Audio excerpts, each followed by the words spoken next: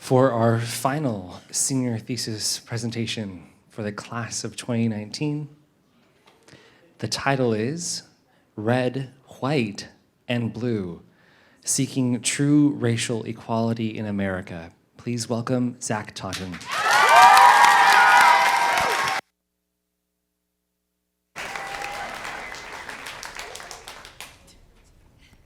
What was the last movie you were excited to see?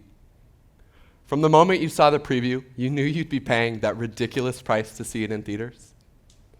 I remember this experience when I saw the preview for the new romantic comedy, Crazy Rich Asians. A huge budget lured me in through ubiquitous advertisements, highlighting a revolutionary film.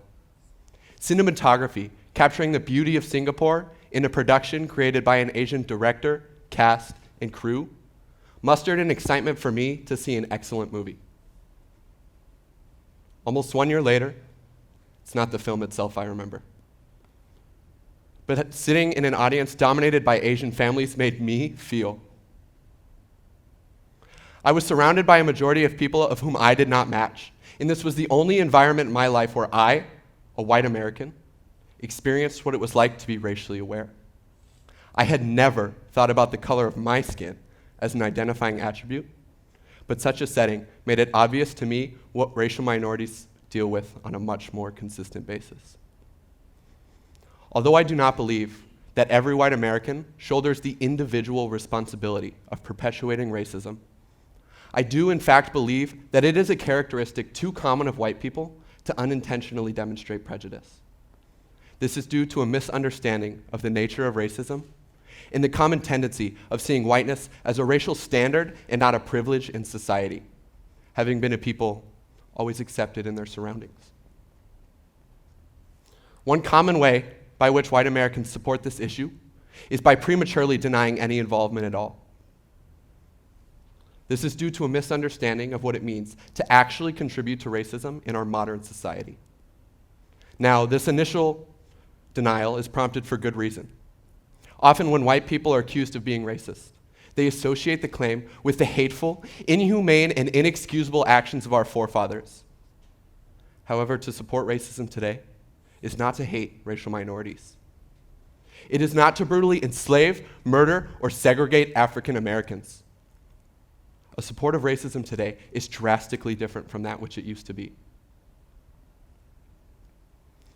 So then, how are white Americans guilty of supporting an issue so different from the examples we see in history?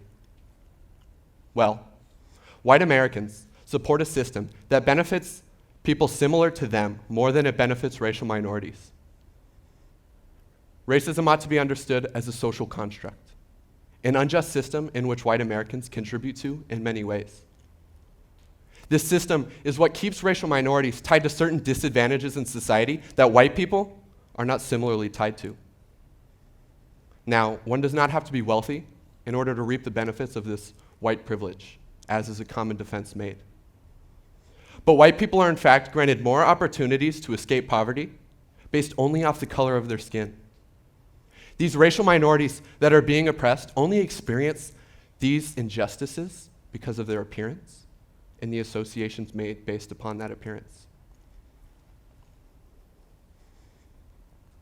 Racism is in fact a system that has flourished throughout the history of our nation, but the ways in which it is supported have changed over the years. With that change, it is necessary that our understandings of how white people contribute to the issue change in turn. White Americans must constantly evaluate their biases and avoid acting upon racial stereotypes that might oppress minorities. With this understanding, it is essential that white Americans reevaluate where we stand in our pursuit of social justice, accepting of any guilt, with a dedication to make right any wrongdoings we have committed. Also, with a white American representation in our government being a vast majority, we must constantly be aware of how we may be hindering others' abilities to thrive. Decisions must be made, understanding the key principle that the color of one's skin does not determine their success, decide their intelligence, nor decree their tendencies. Rather, these characteristics ought to be observed as the result of certain social and economic circumstances, the ones that we have forced them into.